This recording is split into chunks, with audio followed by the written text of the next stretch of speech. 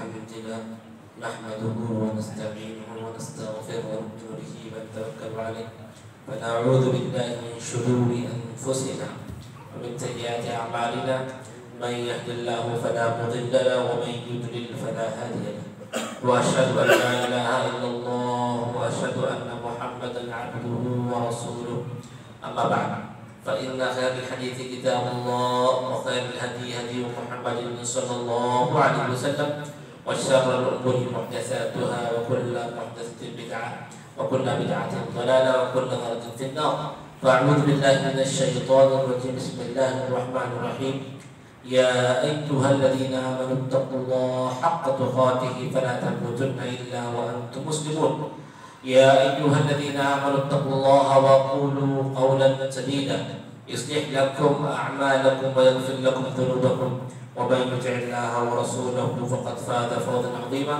وقال الله تبارك وتعالى في موضع آخر إنما المؤمنون إخوة فأصلحوا بين أخويكم واتقوا الله لعلكم ترحمون وقال تعالى فلا تمنن تستكثر تمام قسم کی تعریفیں بزرگی اور بڑائی حمد و کبریائی صرف اور صرف اللہ وحدہ لا شریک کے لیے لائق و زیبا ہے جس نے ساری کائنات ساتوں آسمان اور زمین اور ان کے درمیان کے ذرے ذرے کو صرف اور صرف 6 یوم میں پیدا کیا اور عرش پر مستوی ہوا اس کائنات میں اگر کوئی حقیقی ذات تعریفوں کے حقدار ہے تو وہ ہمارا اور آپ کا پیدا کرنے والا رب العالمین جو ہر رات کے آخری حصے میں تہجد کے وقت پر پہلے آسمان پر تشریف لاتا ہے اپنا ہاتھ دراز فرماتا ہے آواز لگاتا ہے کہ ہے کوئی گناہوں کا پاپی جسے بخش دیا جائے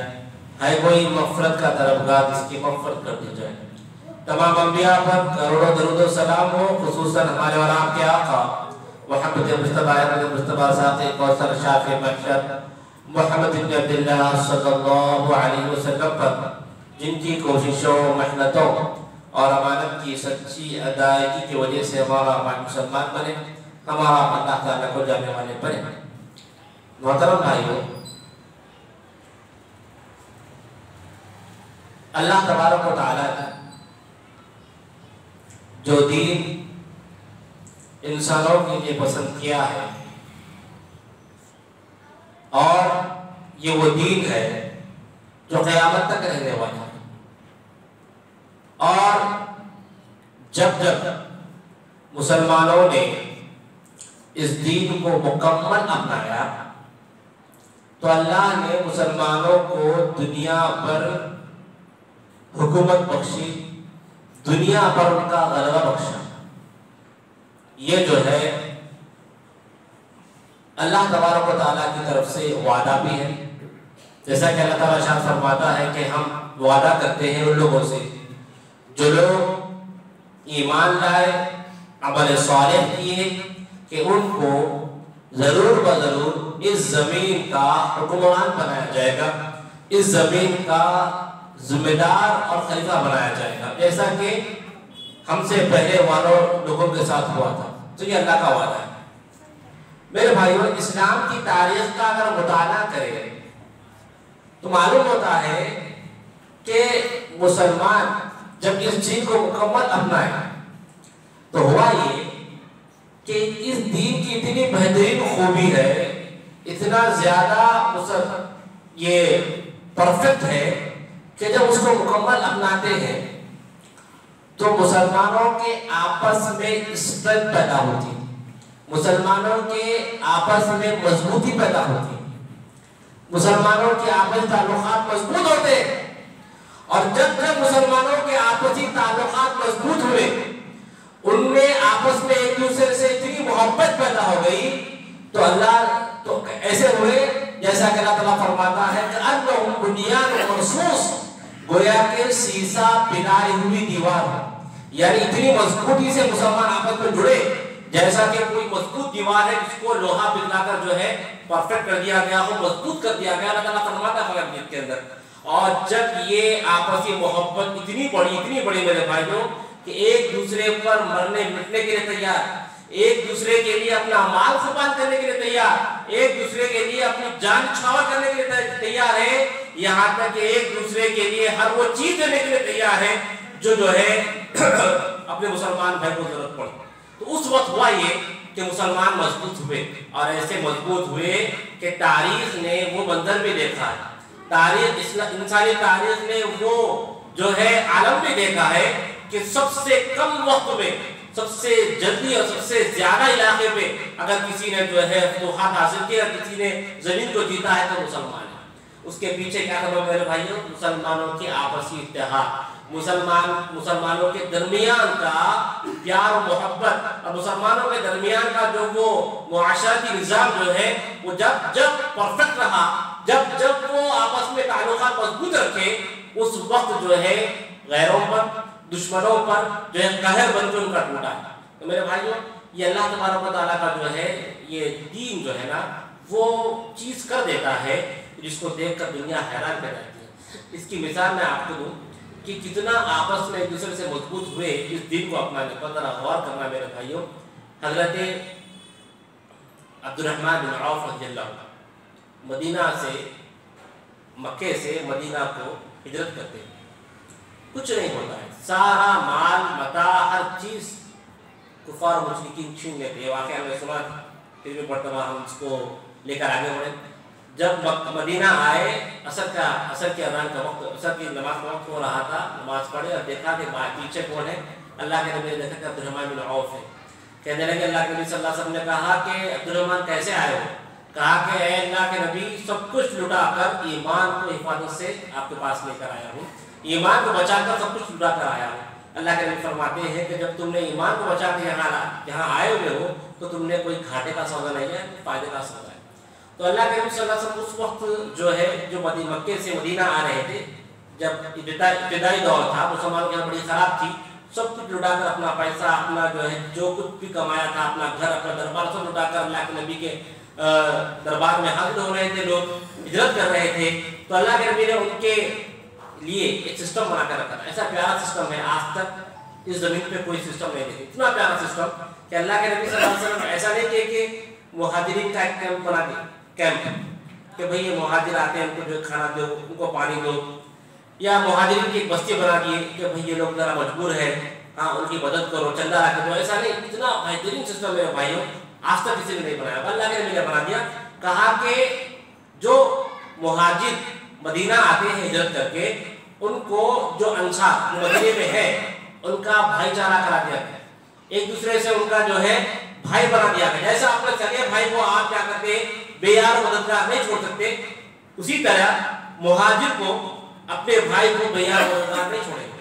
تو لہذا ماشاءاللہ اس وقت اللہ کے نبی صلی اللہ علیہ وسلم کا دین، اللہ کے نبی صلی اللہ علیہ وسلم کا دین خود عمل کر کے اللہ کے نبی نے بتایا صحابہ کو، صحابہ نے اس کو مکمل لیا، اس طریقے سے لیا کہ جس کو اللہ کے نبی نے بھائی بنایا تو اپنے بھائی کے لیے سب کچھ قربان کرنے کو تیار ہوا۔ عبد الرحمن بن عوف رضی اللہ عنہ کو ایک بہت بڑے مالدار صحابی کے ساتھ بھائی چارہ کرا دیا گیا، کہا کہ یہ تمہارے بھائی ہے، تم اس کا خیال رکھنا۔ تو عبد الرحمن بن عوف کو وہ صحابی لے گئے، کہا کہ دیکھو میرے پاس اتنے باغات ہیں، میں آدھے باغات تم کو دے دوں گا، میرے پاس اتنی چیزیں ہیں، میں تم کو آدھا دے دوں گا، یہاں تک کہ میری 8 بیویاں ہیں، جس کو تم جو ہے پسند کرو گے اس کو میں طلاق دوں گا، تم مجھ سے نکاح کرنا۔ اس وقت ابھی نکاح کے مسائل ابھی نہیں آتے، ابھی شروعاتی دور تھا مسلمانوں کا۔ اتنی قربانی میں بھائی ہر چیز دینے کے لیے تیار ہے۔ تو اب جیسے دینے کے لیے تیار تھے ویسے صحابہ کا جو ہے اپنا وقار، اپنی عزت اتنی بڑی تھی، فٹ بن کر دے دے نہ بن کے بھوٹ میں آ کے لینے والے نہیں تھے، بلکہ انہوں نے کہا کہ اے میرے بھائی اللہ آپ کو اور برکت دے، مجھے ان چیزوں کی ضرورت نہیں ہے۔ خداری دیکھیے ان کو اپنے تجربے پہ، تجارت کے تجربے پہ، اپنے اسکلز پہ، اپنی قابلیت پہ بھروسہ تھا۔ انہوں نے کہا کہ آپ مجھے صرف مدینے کا بازار دکھائیے، میں اپنا خود گزارا کر لوں گا۔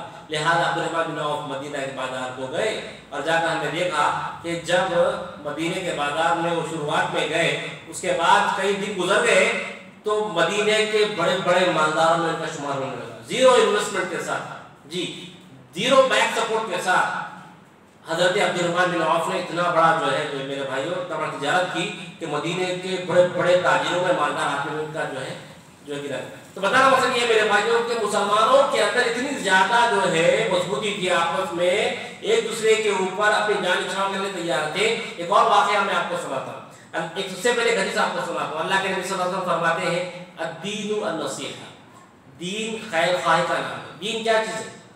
اسلام کیا چیز ہے؟ اسلام کا نام اسلام ہے کیا؟ کس معاملے میں؟ یہ تو ایمان کے معاملے میں نہیں، ایک کلچر کے تحت، ایک معاشرے پہ، ایک سوسائٹی کے طور پہ اگر دیکھیں تو اگر کوئی سوال ہو کہ اسلام کیا ہے تو اللہ کے نبی نے فرمایا الدین والنصیحہ. ایک سوسائٹی کے پس منظر میں دیکھا جائے، ایک معاشرے میں دیکھا جائے، ایک سماج میں دیکھا جائے تو اسلام کو کیسے پریزنٹ کریں گے؟ تو اللہ کے نبی نے کہا الدین والنصیحہ، دین خیر خواہی کا نام ہے. مطلب کیا ہے کہ دین، جس دین کو آپ اپنا رہے ہو اس دین کا مطلب ہی یہ ہے کہ جہاں آپ رہ رہے ہو، اپنے آس پاس آپ کے مسلمان بھائی رہ رہے ہیں، تو اسلام اس وقت کیا معنی رکھتا ہے جب معاشرے میں آتا ہے، سوسائٹی میں آتا ہے اور ایک سماج میں آتا ہے تو اسلام خیر خواہی بن جاتا ہے. یعنی آپ اگر مسلمان ہو تو ہر جگہ اپنے بھائی کی بھلائی دیتے، اپنا سمجھ لینا، اپنے بھائی کا جو ہے نقصان کر دینا. ساری خوبیاں ہم رکھ لیں گے، ساری اچھی چیز ہم رکھ لیں گے، اپنے بھائی کے لیے کچھ نہیں چھوڑیں گے. دسترخوان پہ جب دستر بچھتا ہے تو سب اچھی چیزیں ہم ڈال دیں گے، ہمارے بھائی کو محروم کر دیں گے. ہر جگہ پر پڑوسی ہے تو پڑوسی کے روڈ کا مسئلہ آتا ہے، نالی کا مسئلہ آتا ہے، کسی کا معاملہ آتا ہے تو ہر بھری چیز، ہر اچھی چیز ہم رکھ لیں گے، جو ہے بری چیز اپنے پڑوسی کو دیں گے. ایسا نہیں. اسلام کیا سکھایا؟ الدین والنصیحہ، کہ دین خیر خواہی کا نام ہے. جیسا خیر، جیسا بھری چیز، جیسا اچھی چیز اپنے کو چاہتے ہیں تو اپنے بھائی کے لیے وہ خیر، وہ بھلائی ہونا ضروری ہے. تو اللہ کے نبی صلی اللہ علیہ وسلم، جب یہ اللہ کے نبی صلی اللہ علیہ وسلم نے دین کا ایک عجیب ڈیفینیشن دیا تو صحابہ نے سوال کیا کہ اللہ کے نبی یہ نصیحہ، یہ خیر خواہی کس کے لیے آخر کار؟ یہ دین کا مطلب آپ نے سمجھایا کس کے لیے؟ تو اللہ کے نبی نے فرمایا کہ اللہ کے لیے، اس کے رسول کے لیے. اور خیر خواہی کس کے لیے؟ دین اسلام کے لیے ہونی چاہیے، اس کے رسول کے لیے ہونی چاہیے، اور خیر خواہی اپنے مومن بھائیوں اور اپنے مومن بہنوں کے لیے ہونی چاہیے.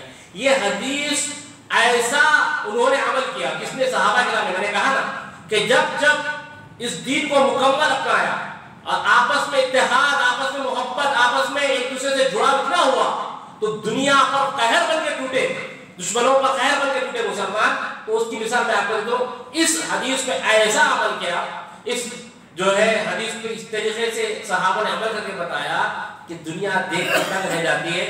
ہوتا یہ ہے کہ ایک صحابی جس کا نام میں بھول رہا ہوں، وہ بازار میں جاتے ہیں تو دیکھتے ہیں کہ گھوڑا ہے، جو بڑی نسل کا گھوڑا، اعلیٰ نسل کا گھوڑا ہے، اور جس گھوڑے کو بیچنے والا ہے وہ بندہ، اس کو معلوم نہیں کہ اس کی قیمت کیا ہے، وہ انجان ہے، وہ سمجھتا ہے کہ نارمل گھوڑا ہے. تو وہ صحابی آگے بڑھتے ہیں، کہتے ہیں کہ بھائی بتا تیرا گھوڑا کتنے میں؟ تو کہتا ہے کہ میں اس کو 300 درہم میں، 300 چاندی کے سکے میں دیتا ہوں. تو انہوں نے گھوڑے کی طرف دیکھا، کہا کہ نہیں، تمہارا جو گھوڑا ہے یہ گھوڑا 300 درہم سے بھی بڑھ کے، کیا تم مجھے 400 درہم جو میں دو گے؟ دیکھیے آج ہم ہوتے تو اور 50 کم کر کے لے لیتے یا 100 کم کر کے لے لیتے، کیونکہ وہ بیوقوف بیچارہ معلوم نہیں کہ اس گھوڑے کی قیمت اس کو کیا ہے، اس کے ہاتھ میں کیا جو ہے ملکیت ہے، اس کو اس کا علم ہے، لہٰذا وہ فتح میں بیچ رہا ہے.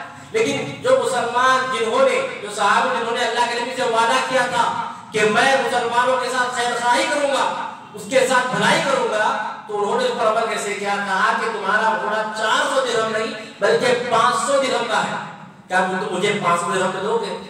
تو کہا کہ ٹھیک ہے لے لو. ایک وہ ہے، وہ دور تھا جہاں پہ اس کی قیمت، اس کی جو ہے اصل قیمت دے کر قیمت بڑھا کے دے رہے ہیں. اور آج دنیا کے اندر جتنا ہو سکے اس کا اگلے والے بندے کا جتنا ہو سکے نقصان کر کے اس کی مجبوری کا فائدہ اٹھا کر اونے پونے دام میں لینے کے لیے آج تک تیار ہے. لیکن وہ دور تھا کہ جس دور اسلام مکمل لوگوں نے اسلام کو قبول کیا تھا تو کہا کہ نہیں تمہارا گھوڑا 500 درہم سے بڑھ کے، کیا تم مجھے 600 درہم بیچو گے؟ تو کہا کہ لو 600 درہم نہیں. پھر کہا آپ کا گھوڑا 700 درہم کے برابر ہے، کیا تم مجھے 700 درہم میں دو گے؟ اس طریقے سے کرتے کرتے روایت کے مطابق 700 درہم میں، بعد روایت کے مطابق 900 درہم کے اندر انہوں نے کیا کیا؟ اس گھوڑے کو لیا. لوگوں نے کہا کہ تم نے یہ عجیب و غریب معاملہ کیا ہے، لوگ ابھی پیسہ کم کرتے ہیں، قیمت کم کرتے ہیں، تم نے قیمت بڑھا دی. تو انہوں نے کہا کہ میں نے اللہ کے نبی سے وعدہ کیا کہ میں خیر خواہی کا وعدہ کیا، سارے مسلمانوں کے ساتھ، مسلمان بھائیوں بہنوں کے ساتھ. لہذا مجھے خیر خواہ اس میں لکھی کہ وہ بندہ کیا کر رہا تھا، اپنا گھوڑے کو دانے میں چلا تھا، حالانکہ اس کا کام بہت زیادہ ہے. تو میرے بھائی اس طریقے سے مسلمانوں نے آپس میں خیر خواہی اتنی زیادہ بڑھتی کہ لوگوں نے دیکھا کہ یہ مسلمانوں کا جو ہے، مسلمانوں کے آپس کی جو ہے دوستی، آپس کی محبت اور پیار محبت نے ان کو ایک مضبوط کیا بنا دیا تھا، معاشرہ بنا دیا تھا. یہ معاشرہ جدھر جاتا وہاں پر جو ہے ان کی جیت ہوتی، ان کی فوج جہاں جاتی وہاں پر ان کی جیت ہوتی. ان کی فوج کے اندر نہ ہی جو ہے زیادہ دشمن سے زیادہ سپاہی تھے، نہ دشمن سے زیادہ ان کے پاس گھوڑے تھے، نہ دشمن سے زیادہ ہتھیار تھے، نہ دشمن سے زیادہ ان کے پاس کچھ تھا. لیکن پھر بھی ایک دوسرے، پھر بھی ہر جگہ ہر وقت اپنے سے زیادہ 3 گنا زیادہ 4 گنا زیادہ فوج کے اوپر بھاری پڑتے ہیں اور اس فوج کو نصف نابود کر دیتے ہیں. تو وہی بات میرے بھائیوں، یہ اللہ کا اصول ہے. میں نے بار بار یہ بات کہی ہے کہ اللہ کا قانون ہے کہ جو چیزیں جتنی آپس میں جڑی ہوتی ہیں اتنا وزن رکھتی ہے. اور سائنس کہتی ہے میرے بھائیوں کہ سیلز آپس میں جتنے مضبوط ہوتے ہیں وہ چیز اتنی مضبوط ہوتی ہے. جیسے کہ اگر آپ لوہے کو لیں، لوہے کے سیل آپس میں مضبوط جڑے ہوئے ہوتے ہیں، لہذا لوہا کا وزن ہوتا ہے. پتھر کو لیں، پتھر کے سیلز آپس میں ایک دوسرے سے مضبوط جڑے ہوتے ہیں، پتھر ان کا مضبوط ہوتا ہے اور اس کا جو ہے دنیا پہ زمین پہ اس کا وزن ہوتا ہے. لیکن جیسا جیسا آپ آگے بڑھے، پانی کیوں اتنا ہلکا ہوتا ہے؟ کیونکہ اس کے سیلز، اس کی جو ہے کیا ہے، آپس میں سبسٹینس جو ہے دور دور ہوتے ہیں. ہوا کا کوئی مطلب نہیں ہے، ہوا جو ہے بالکل جو ہے اس کا کوئی وقت نہیں ہے. کیوں؟ کیونکہ اس کے آپس میں سے دور دور ہوتے ہیں. یہ اللہ تعالیٰ کا قانون ہے کہ جو آپس میں جتنا مضبوط ہوگا وہ اتنا زیادہ وزن ہوگا اس دنیا کے اوپر. اور اسی لیے میرے بھائیوں اس معاشرے کو اللہ کے نبی صلی اللہ علیہ وسلم نے مضبوط کرنے کے لیے ہر وہ قدم اٹھائے کہ یہ معاشرہ آپس میں مضبوط ہو. یہاں تک کہ کئی وقت ایسا ہم دیکھتے ہیں، اگر ہم سیرت کا مطالعہ کرتے ہیں کہ منافقین اس مضبوطی کو توڑنے کی کوشش کر رہے تھے. منافقین ہر جگہ مسلمانوں کی آپس کی محبت کو ہر جگہ توڑنے کی کوشش کی. کتنے واقعات، یہاں تک کہ اللہ کے نبی صلی اللہ علیہ وسلم کی پاک باز بیوی پر جو ہے بہتان تراشی کی گئی، جس کو اللہ تعالیٰ نے ساتواں آسمان سے حضرت عائشہ رضی اللہ تعالیٰ عنہا کی براءت کا اظہار کیا کہ یہاں تک کہ اللہ کے نبی کے گھر تک وہ چلے گئے کسی طریقے سے مسلمانوں کی آپس کی محبت کو توڑا جائے. لیکن اللہ کے نبی صلی اللہ علیہ وسلم کبھی ٹوٹنے نہیں دیے. یہاں تک کہ صحابہ نے کہا کہ اللہ کے نبی آپ کہیے اس منافق کی گردن اڑا دوں گا. اللہ کے نبی صلی اللہ علیہ وسلم نے کہا کہ نہیں، جو دور بیٹھے ہیں لوگ، جو مدینے سے دور ہیں، جب یہ لوگ واقعہ سنیں گے کہ محمد صلی اللہ علیہ وسلم اپنے ساتھیوں قتل کرتے ہیں تو مجھ سے کیسے جڑیں گے، وہ مجھ سے کیسے جڑیں گے. اللہ کے نبی بار بار کہا کرتے تھے کہ صحابہ کرام اللہ کے نبی سے اجازت مانگتے تھے، اللہ کے نبی اس منافق کی گردن اڑا دیتا ہوں. اللہ کے نبی فرماتے تھے نہیں، لوگ کیا کہیں گے؟ لوگ کہیں گے کہ محمد اپنے ساتھیوں قتل کرتا ہے. بہرحال اللہ کے نبی صلی اللہ علیہ وسلم نے ہر جگہ بہت سارے واقعات ہیں کہ نبی کریم صلی اللہ علیہ وسلم اجتماعیت کو باقی رکھتے، اپنے آپس کی محبت کو اللہ کے نبی صلی اللہ علیہ وسلم باقی رکھتے. ایک اور واقعہ میں آپ کے سامنے بیان کروں کہ جنگ حنین ہوئی اور اس کے بعد مسلمانوں کے پاس بہت سارا جو ہے کیا پیسہ آیا، مسلمانوں کے پاس بہت سارا جو ہے سرمایہ آیا، گھوڑے آئے، بکریاں آئی، سونا آیا، بہت کچھ جنگ میں ملا. تو اللہ کے نبی صلی اللہ علیہ وسلم نے کیا کیا؟ تو اس میں جو ابھی ہے مسلمان ہوئے تھے مکہ کے لوگ، ابھی فتح مکہ ابھی ہوا تھا، تو ان لوگوں کو اللہ کے نبی نے زیادہ دیا تاکہ لوگ اسلام پر باقی رہیں، تاکہ لوگ اسلام کے قریب آئیں. بعض لوگ آتے ہیں اسلام کی خوبی کو قریب ہوتے ہیں، اسلام کی خوبی کو دیکھ کر جو ہے اسلام میں آتے ہیں. بعض لوگ ایمان تقوی کو دیکھ کر آتے ہیں، بعض لوگ اخلاق کو دیکھ کر آتے ہیں، اور بعض لوگ اسلام کی طرف سے کی گئی مدد، پیسوں کی مدد سے آتے ہیں. اور اسی کو باقی رکھا اسلام نے، اللہ کے نبی نے، کہ جو زکوٰۃ ہے، زکوٰۃ میں سے جو 7 جگہ زکوٰۃ خرچ کرنا ہے اس میں سے ایک یہ بھی ہے والمؤلفۃ قلوبہم، جو لوگ ابھی مسلمان ہوتے ہیں ان کو پیسوں سے مدد کی جائے. تو لہذا اللہ کے نبی صلی اللہ علیہ وسلم نے جنگ میں آئے ہوئے ساز و سامان کو کثرت سے زیادہ تر جو نئے مسلمان ہوئے تھے انہیں بانٹا. تو پرانے مسلمان تھے صحابہ کرام انصاری صحابہ کو برا لگا، اس میں سے خاص کر نوجوان صاحب، کیونکہ نوجوانی کا جو عالم ہوتا ہے وہ الگ ہوتا ہے. لوگ زیادہ تر جو ہے کیا ہے جذبات سے سوچتے، عقل سے سوچتے. لہذا صحابہ کرام بھی انسان تھے، تو انہوں نے کیا کیا، یہ بات کہنے لگے کہ جب وہ ہم کرے محنت کھائے وہ لوگ جو ابھی مسلمان ہوئے تھے، ہم تو بہت زیادہ جو ہے اس سے پہلے زیادہ تر کیا کیے، قربانیاں دیے، ہم حقدار ہیں. تو اللہ کے نبی صلی اللہ علیہ وسلم کی بات معلوم ہے، اللہ کے نبی نے انصاف کو بلایا، اور جو تقریر اللہ کے نبی نے کی، جو تقریر اللہ کے نبی صلی اللہ علیہ وسلم نے کی، وہ سن کر صحابہ کے آنکھوں سے اتنے آنسو آ گئے، صحابی کہتے ہیں کہ پوروں کی داڑھی پھٹ گئی۔ اللہ کے نبی صلی اللہ علیہ وسلم نے ایک جملہ کہا، کیا کہا؟ کیا تم یہ پسند نہیں کرو گے لوگ اپنے گھروں کو گائے، بکرا، گھوڑے اور ساز و سامان لے جائیں، اپنے گھر کو جائیں گائے، بکرے اور مال کے ساتھ، اور تم جاؤ محبت کے ساتھ؟ یہ سننا تھا کہ سارے مسلمان ایسا ہو پڑے۔ کہا کہ اے اللہ کے نبی ہم راضی ہیں، آپ جو کہیں ہم راضی ہیں، ہم جیسا آپ رکھیں ہم راضی ہیں۔ سارے صحابہ ایمان اور مضبوط ہوگا، پھر سے مسلمانوں کے آپس میں ایک دوسرے کے ساتھ کیا ہوگی؟ پھر سے مضبوطی ہوگی۔ تو بتانا مطلب یہ میرے بھائیوں کہ اسلامی معاشرہ آپس میں نفرت، بغض، ایک دوسرے سے عداوت، ایک دشمنی، ایک دوسرے کے ساتھ جو ہے بدگمانی، یہ کبھی بھی برداشت نہیں ہوگی۔ اور جب یہ چیزیں آئے گی اس وقت مسلمان کمزور۔ آج یہی حال ہے میرے بھائی، ہمارا مسلم معاشرہ کہاں جا رہا ہے؟ ہمارا مسلم معاشرہ کدھر جا رہا ہے؟ ہم پڑوسی ہیں، اپنے پڑوسی کی خبر نہیں۔ پڑوسی اگر کوئی کیا ہوتا ہے ترقی کرتا ہے دوسرے پڑوسی کو جلن ہوتی ہے، اگر پڑوسی جو ہے آگے بڑھتا ہے دوسرے پڑوسی کو جلن ہوتی ہے، کوئی بھائی آگے بڑھتا ہے مسلمان بھائی تو دوسرے بھائی کو جلن ہوتی ہے، اس کے خلاف پروپیگنڈا، اس کے خلاف جو ہے بری باتیں کہ دیکھو ایسا کیا، لپا ڈوپی کیا، یہ کیا، وہ کیا۔ آج ہم کہاں ہیں؟ ہمارا معاشرہ کا اس وجہ سے آج ہمارا کوئی دنیا پہ رخت نہیں۔ آج ہم جدا ہیں، ایک دوسرے سے جدا ہیں، ایک دوسرے سے نفرت کر رہے ہیں، لہذا ہمارا اس زمین پر آج کے زمانے میں کوئی وزن نہیں۔ آج کے زمانے میں ہمارا کوئی وزن نہیں ہے اس دنیا کے مسلمانوں کے وزن۔ کیوں؟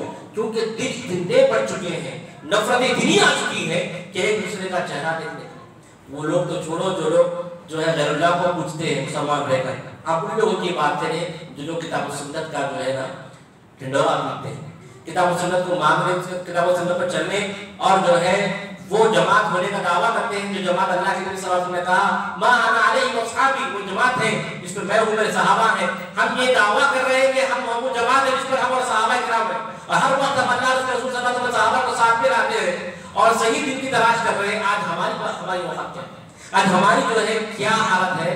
ایک عالم صاحب حیدرآباد کے عالم صاحب ہے، انہوں نے کہا تھا، یہ واقعہ میں نے بہت مرتبہ جو ہے بیان کیا ہے، آپ کو بیان کروں گا، نام لے لوں گا۔ تو انہوں نے، بہت بڑے عالم ہیں، انہوں نے کہا تھا کہ مجھے ایک مسجد کی کمیٹی نے دعوت دی، ایک مسجد کی کمیٹی نے صلح کے لیے دعوت دی۔ شیطان چاہتا ہے کہ آپس میں منافق اور شیطان چاہتے ہیں کہ آپس میں کیا ہے لڑے لوگ اور دشمنوں کے لیے آسان ہو۔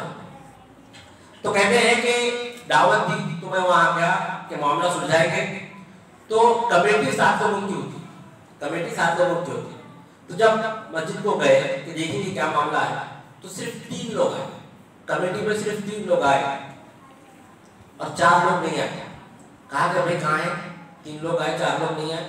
کہا کہ بھائی لوگ آپس میں اتنا نفرت کر رہے ہیں، ایک دوسرے کی صورت دیکھنے تیار ہیں۔ مسجد کی کمیٹی، اہل حدیث مسجد، کتاب و سنت کے بارے میں، اور کس لیول پہ ہم آگے ہو رہے، دین کا کام کے نام پر ہم پڑھ رہے ہیں۔ اور وہ زمانہ تھا جو اسلام کے نام میں آپس میں ایک دوسرے پر جان نچھاور کرتے تھے، اپنا مال نچھاور کرتے تھے، اور آج ہم اسلام کے نام پر، دین کے نام پر، مسجد کی کمیٹی کے نام پر ایک دوسرے لڑ رہے ہیں۔ اس سے زیادہ جو ہے میرے بھائیوں رونے والی بات اور جو ہے اپنے دامن جو ہے اپنے دامن پر جھانکنے والی بات اور اس سے افسوس والی بات ہوئی نہیں سکتی میرے بھائی۔ تو آج ہم دیکھیں گے کہ چند چیزیں جس پر کوئی بات نہ کرتے، چند چیزیں جس پر کوئی بات نہ کرتے جو سننے میں نہیں آتی، اور کتنا ہم جو ہے اس کو غلط دیتے ہیں۔ چند جو ہے اصلاح معاشرے کے اندر ایسی چیزیں ہیں جو سننے میں نہیں آتی، آج انشاءاللہ وہ معلوم کریں گے، ہمارے اندر سے وہ چیزیں نکالیں گے ہم انشاءاللہ۔ تو سے پہلی بات میرے بھائیوں، اللہ تبارک و تعالیٰ نے قرآن مجید کی جب شروعات کی اللہ کے نبی صلی اللہ علیہ وسلم پر اقرا کے ذریعے، اور دوسری اور تیسری وحی جب اللہ کے نبی پہ نازل ہوئی تو سورہ مدثر کی پہلی آیت تھی۔ کیا ہے؟ اللہ تعالیٰ فرماتا ہے شروعات میں جب اللہ کے نبی کی دعوت کا کام شروع ہو رہا تھا، دین کا کام شروع ہو رہا تھا، تب اللہ تعالیٰ نے اللہ کے نبی صلی اللہ علیہ وسلم کو چند ہدایتیں دی۔ اس میں ایک ہدایت کیا تھی معلوم؟ فلا تمنن تستكثر فلا تمنن، اتنی عظیم آیت ہے۔ اللہ تعالیٰ فرماتا ہے اگر اس پر عمل کریں نا آدھے دکھ ختم ہو جائیں گے ہماری شکایتیں ہوتی ہیں ہمارے بھائی سے کہ دیکھو بھائی ہمارا مسلمان بھائی مجھے بے یار چھوڑ دیا، کوئی مدد نہیں کیا میری، ہم شکایت کرتے نا وہ شکایتیں ختم ہو جائیں گی. آج ہماری ساری شکایتیں ختم ہو آدھی شکایتیں ختم ہونے والی اس آیت کو کرنے کے لیے اللہ کے اللہ تعالیٰ فرماتا ہے, اللہ کے نبی صلی اللہ علیہ وسلم کو شروعات کی جو وحی تھی اور شروعات کی جو ہدایت تھی اللہ کے نبی صلی اللہ علیہ وسلم پر اللہ کی طرف سے کہا فلا تمنن تستكثر, اے نبی آپ کسی پہ احسان اس نیت سے مت کیجئے کہ مجھے احسان کا بدلہ احسان سے دے گا. اللہ یاد رکھو میرے بھائی, کسی پہ احسان کر رہے, کسی کی مدد کر رہے, چاہے آپ جسم سے کسی چیز کو اٹھا رہے ہیں, سروس کر رہے ہیں مال سے, یا کسی آپ کسی مشورے سے, کسی سے بھی اگر کسی کی مدد کر رہے ہیں تو صرف اللہ کے لیے, اور رکھنا میرے بھائی, صرف اللہ کے لیے مدد کرنی ہے, کسی اور کے لیے نہیں. اس نیت سے نہیں کہ میں اسے مدد کر رہا ہوں کل مجھے مدد بڑھا کے کرے گا, نہیں ہوگا.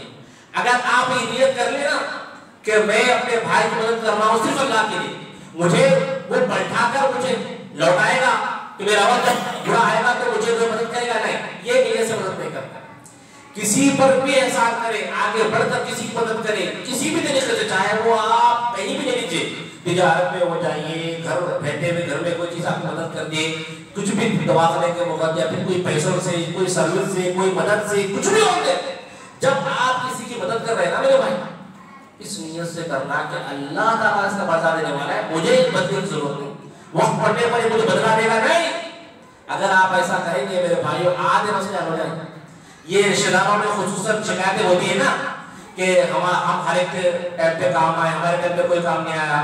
اس کا مطلب یہ ہے کہ آپ کی مدد ہی غلط ہے. آپ نے جو مدد کی اپنے لیے کی, اللہ کے لیے نہیں, اس کا مطلب آپ کو ملنے والا نہیں.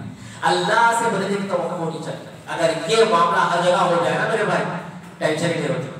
تو آج دیکھ لیں آپ اپنے اندر سے یہ بات نکال لیں کہ میں جو مدد کروں گا صرف اللہ کے لیے کروں گا, کسی اور کے لیے نہیں, چاہے وہ مجھے بڑھا کے مدد کرے یا نہ کرے اس سے کوئی تعلق نہیں. اس کے بعد آپ کا دل مطمئن اللہ کی طرف ہوگا, آپ کو شکایتیں بھول جائیں گے. سب سے پہلی چیز تو اخلاقی نمونہ معاشرے کے اندر جو ہے آپس میں جو ہے محبت بڑھانے کا ایک یہ ہے کہ آپ کسی کی مدد کریں تو واپسی کا جو ہے کیا کریں, جو خیال ہے وہ نکال دو. واپسی صرف اللہ سے ہوگی, چاہے دنیا میں یا آخرت میں, ایک اہم چیز. اور اللہ کے نبی صلی اللہ علیہ وسلم کو شروعات کے دور میں اللہ تعالیٰ نے یہ جو ہدایت دی کہ جب تم کسی کی احسان کرو تو احسان صرف اللہ کے لیے کرو, اس نیت سے مت کرو کہ اس کا بدلہ مجھے ملے گا. سب سے پہلے دوسری اہم بات اللہ تعالیٰ فرماتا ہے وَأَمْرُهُمْ شُورَىٰ بَيْنَهُمْ, مسلمانوں کا معاملہ ایسا ہے کہ آپس میں ایک دوسرے سے مشورہ کرتے, کوئی بھی کیا کرتے ہیں مشورہ کرتے, مشورے کے بغیر کوئی کام نہیں ہوتا اسلام کے اندر.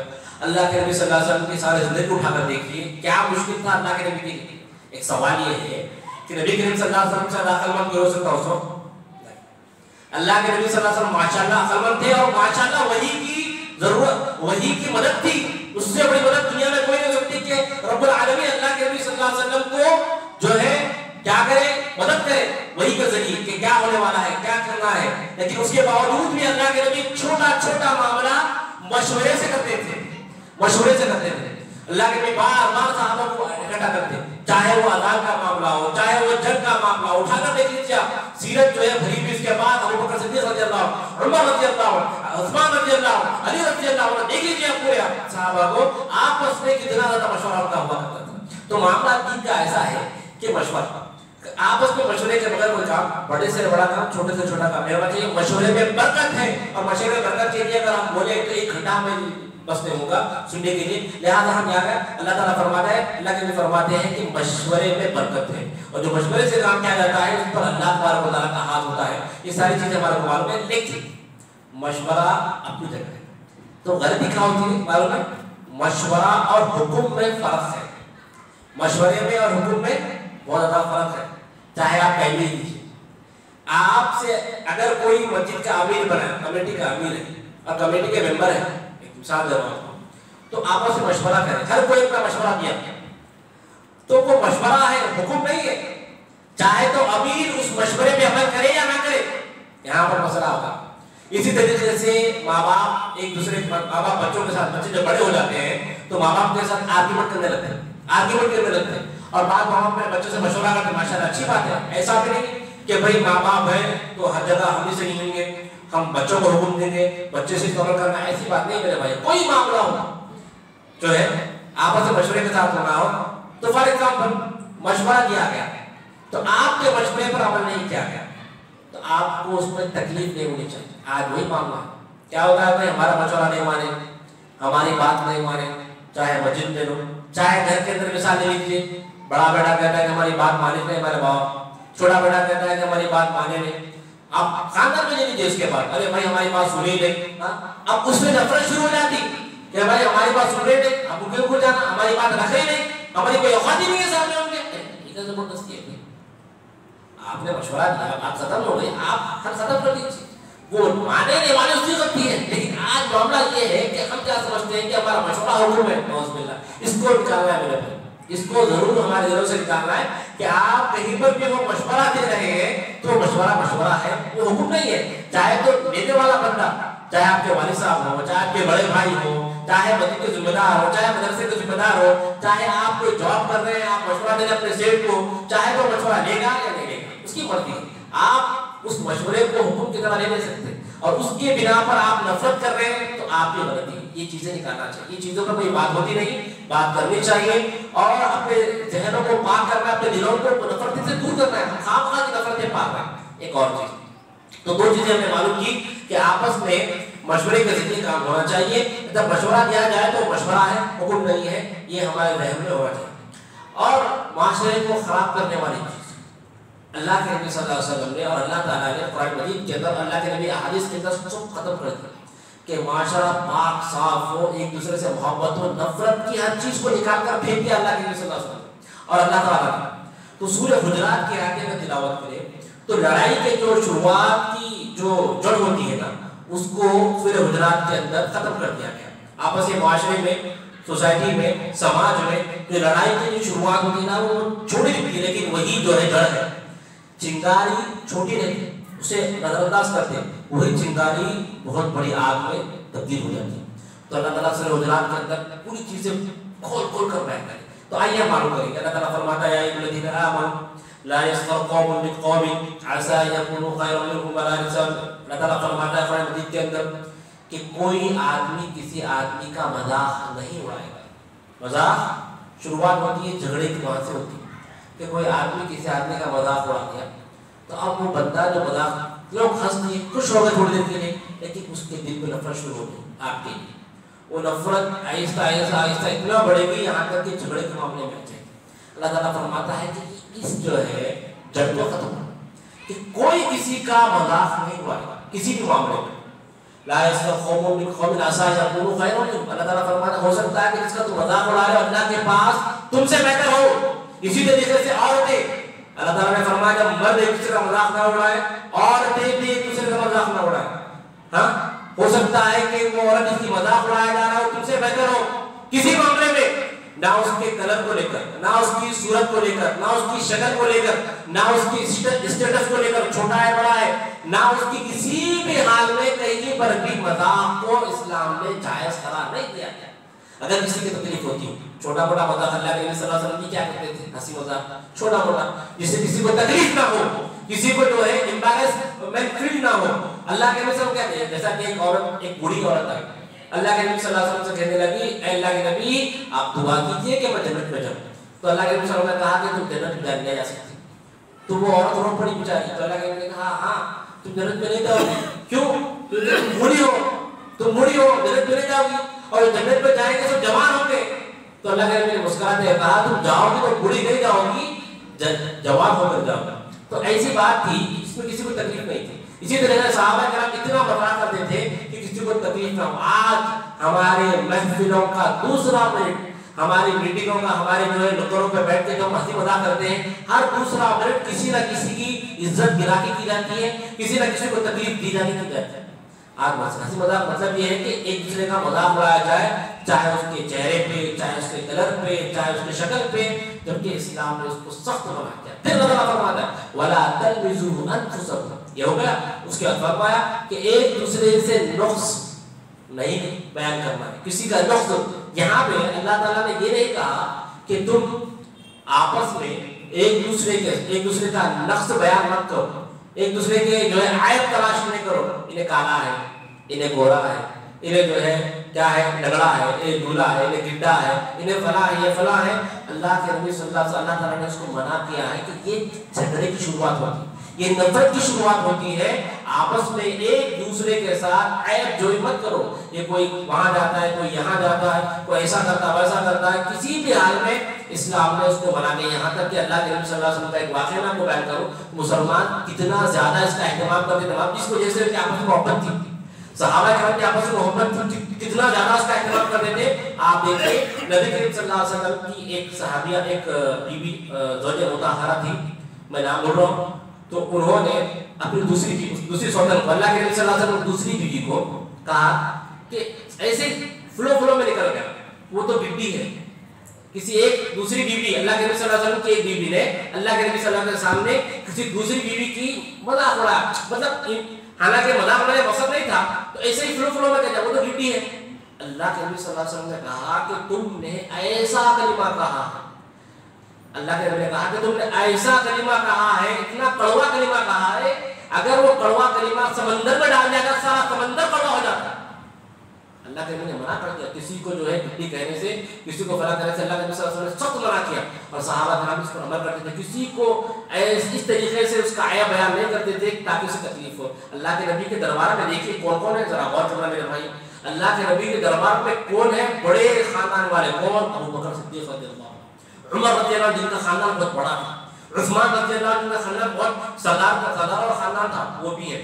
دوسری طرف اللہ کے نبی صلی اللہ علیہ وسلم کے دربار میں کون ہے معلوم ہے؟ بالکل غریب چھوٹے خاندان کے، جن کا کوئی خاندان ہی نہیں تھا. کون؟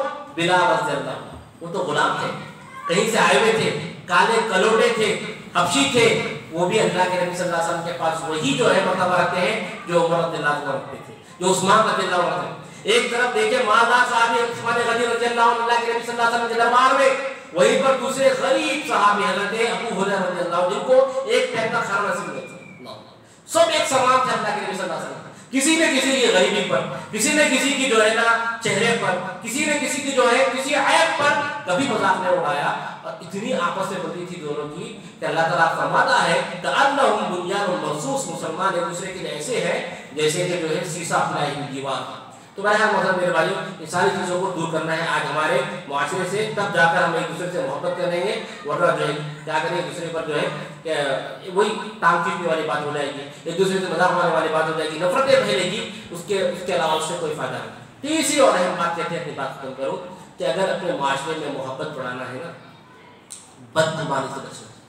پھر اللہ تعالیٰ سورہ حجرات کے ساتھ فرماتا ہے اجتنبوا کثیرا من الظن. آخری بات میں بات کروں گا اور اسی پر انشاءاللہ اپنی جو ہے بات رہے گی، اور ہم یہاں سے یہ میسج دے کر اٹھیں گے کہ ہم یہ چیزوں کو جو ہے اوائڈ کریں گے تاکہ آپس میں محبت بڑھے.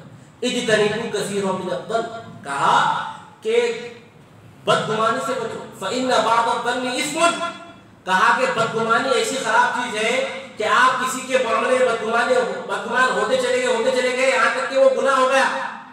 اسم کہا کہ بدگمانی گناہ ہو جاتی ہے. حالانکہ اسلام کے اندر گناہ اس وقت تک نہیں جب تک آپ بولے یا جب تک آپ اس کو کریں نہیں. مثال کے طور پر میں کسی سے مثال کے طور پر میں ذہن میں سوچا ہوں اس کو ماروں گا، میں خیال کیا، تو اسلام میں خیال کرنے سے کیا ہے؟ گناہ نہیں ہے جب تک آپ اس کو کچھ بولے، یہ گالی دے یا آپ اس کو مارے، عمل کریں، اس وقت تک گناہ نہیں ہے.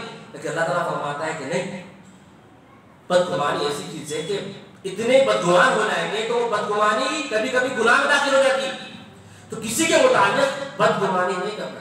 اجتنبوا کثیرا من الظن فإن بعض الظن اثم فلا تجسسوا. پھر اللہ تعالیٰ فرماتا ہے کہ بدگمانی سے ہوتا کیا ہے کہ کوئی آدمی کسی آدمی کے ساتھ، کوئی مسلمان بھائی کسی مسلمان بھائی کے خلاف بدگمان ہو جائے گا تو بدگمانی اس کو جاسوسی کی طرف لے جائے گی. دیکھے گا ارے انہیں وہاں سے رات میں آ رہا تھا، روز آ رہا تھا، دیکھنے جاسوسی آ جائے. فلا تجسسوا، کہا کہ بدگمانی کیا کرے کہ جاسوسی کی طرف کرے، کسی کے متعلق آپ کسی ایک کے جاسوسی کرنے لگے، انہیں کہاں جا رہا، انہیں کہاں آ رہا، انہیں کدھر بات کر رہا، کدھر آ رہا، اس کو اٹھنا بیٹھنا کہاں پہ. آپ کو کوئی حق نہیں کسی کے متعلق. کتنا ہی گنہگار ہم لوگ، اسلام نے جاسوسی کی جو اجازت نہیں دی. کسی کی جاسوسی آپ نہیں کر سکتے، چاہے وہ بندہ کیسا بھی ہو، یہ وقت کا امام ہو، ایک عالم ہو، ایک نارمل بندہ ہو، کسی کی پرسنل جاسوسی آپ نہیں کر سکتے. آپ کو حق نہیں ہے چاہے وہ کیسا بھی ہو. تو اللہ تعالیٰ فرماتا ہے کہ تم بدگمانی کرو گے تو کیا ہوگا؟ جاسوسی کرو گے. تو اللہ تعالیٰ فلا تجسسوا، کسی کی جاسوسی مت کرو، کسی کے عیب تلاش مت کرو. ولا یغتب بعضکم بعضا، جب بندہ بدگمانی کرے گا تو جاسوسی بھی کرے گا، تو جاسوسی کرے گا تو دوسروں کو اس کی غیبت بھی کرے گا. پھر اللہ تعالیٰ فرماتا ہے ولا یغتب بعضکم بعضا، کہ تم ایک دوسرے کی غیبت بھی مت کرو، ایک دوسرے کا برا بھلا مت کہو. اللہ تعالیٰ فرماتا ہے کہ گناہ جب بدگمان ہوگا تو جاسوسی کرے گا، جب جاسوسی کرے گا تو ایک دوسرے کو بولے گا ارے دیکھیں فلاں آدمی کے بارے میں وہاں جا رہا تھا، فلاں رات میں فلاں شراب کھانے گزر رہا تھا، فلاں وہ گزر رہا تھا. اس طریقے سے کیا ہوگا میرے بھائی؟ معاشرے کے اندر نفرتیں پھیلے گی، دشمنی پھیلے گی اور معاشرہ تتر بتر ہو جائے گا. اور جو معاشرہ تتر بتر ہو جاتا ہے، جو معاشرے میں نفرتیں پھیلتی ہیں، اس معاشرے کا کوئی زمین پر اثر نہیں ہوتا، کوئی زمین پر اثر نہیں ہوتا.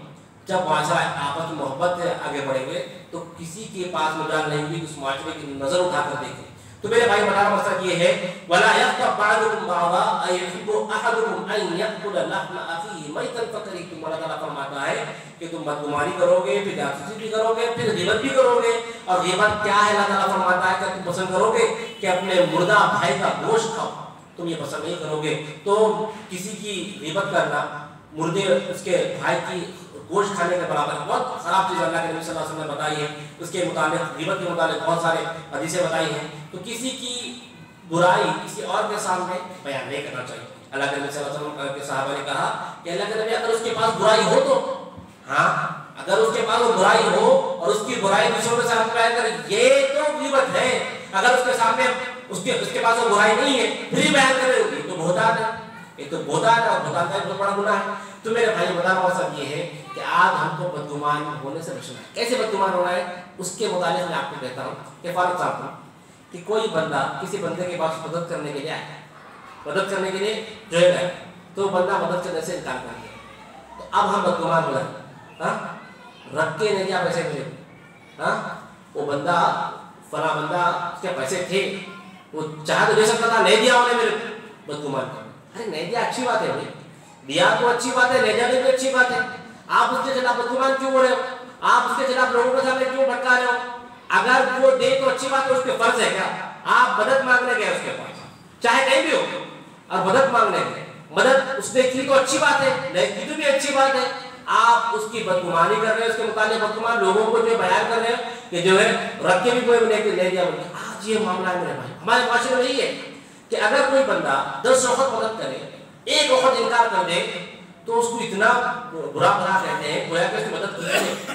ہمارے پاس ناشکرے بہت ہیں اور ناشکر کی عادت ہمارے رگ رگ میں بھری ہوئی، رگ رگ میں بھری ہوئی. دیکھنا غور کرنا ہمارے معاشرے کے اندر، چاہے وہ خاندان میں ہو، چاہے پڑوسی میں، دوست احباب کے اندر ہو، اگر کسی سے مدد مانگی گئی اور مدد نہیں کی اس نے تو اس کے اچھی تو بہت اچھی بات ہے، اسے مدد کی، نہیں کی تو بھی اچھی بات ہے. لیکن آپ ہوتے کیوں ہیں کہ اس کے بارے میں بدگمانی کر رہے ہیں، آپ اس کے بارے میں برا بنا رہے ہیں. یہ چیزیں غلط ہے میرے بھائی، اس کو ہمیں اس سے دور ہونا ہے، ہمارے زندگی سے نکالنا ہے. کہ اگر کوئی بندہ مدد کرے تو اچھا ہے، نہیں مدد کرے تو حالانکہ ہو سکتا ہے کہ اس نے رکھ کر بھی نہیں کی تو اس کی مرضی ہے. فار ایگزامپل کوئی مالدار آدمی ہے بھائی، کروڑوں پتی ہے، آپ نے اس سے 500 روپے مانگے، اس نے نہیں دیا اس نے، آپ تو آپ کو کیا حق بنتا ہے کہ آپ اس کی برائی بیان کریں؟ نہیں، آپ کو حق ہی نہیں بنتا ہے کہ حالانکہ اس کے پاس رکھے، اس نے ہونا میں میرے کی تو اس کی ذمہ داری ہے، وہ اس کا حق ہے، چاہے تو آپ کو دے چاہے تو آپ کو نہ دے. لیکن آج معاملہ ایسا برا ہے کہ جو بیچارے مدد کرنے والے ہیں 10 وقت مدد کریں گے، ایک وقت نہیں کریں گے تو جو بندہ پورا بولتے پھرے گا دیکھو اس نے میری مدد نہیں کی، دیکھو میرے کو اس نے فلاں یہ نہیں کیا، شکایتیں کرتے پھریں گے. میرے بھائی یہ ٹھیک نہیں ہے، یہ ہمارے معاشرے کے اندر جو ہے نفرتوں کو بڑھاوا دیتا ہے. تو یہ ساری چیزیں ہیں کہ اگر ہم اپنے معاشرے کو سدھارنا چاہتے ہیں تو ہم خود سدھرے رہیں، ہم خود جو ہے سب سے پہلے ہمارے اندر جو غلط فہمیاں بیٹھی اس کو نکالیں، اور جتنی بھی نفرت پھیلانے والی چیزیں، چاہے وہ جھوٹ ہو، چاہے وہ غیبت ہو، چاہے بدگمانی ہو، چاہے وہ جو بھی چیزیں جو بیان کی گئی ہیں اس کو دور کرنے کی کوشش کریں. اللہ سے ہم دعا کرتے ہیں کہ اللہ تبارک و تعالیٰ ہمیں محبت کرنے والا سماج، محبت کرنے والا معاشرہ بنانے کی اللہ تعالیٰ ہمیں توفیق دے. آمین. وآخر دعوانا الحمدللہ.